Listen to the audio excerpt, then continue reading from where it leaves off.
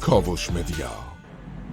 Well, I mentioned that the U.S. would go after any companies it can identify that are providing weapons to Iran. But, again, because sanctions have been so overused, they are losing their efficacy.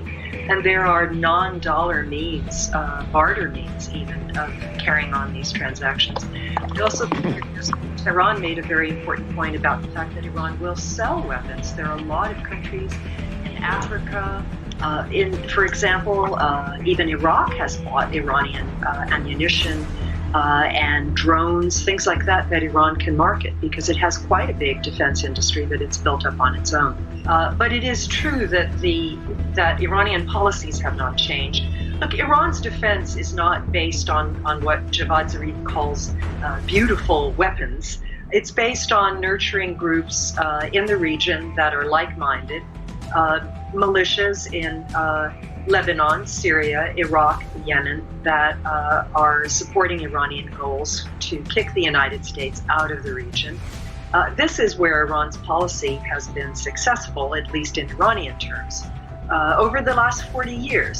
And sanctions have not had a big impact on that. They've reduced the amount of money Iran has to throw at some of these groups, but they have not changed the ideological fervor. And frankly, this is a policy that's relatively cheap compared to the billions of dollars that the Saudis and Emiratis and others spend on weapons. So, the real question is, what was the goal? I see a lot of domestic politics, frankly, in President Trump's Iran policy.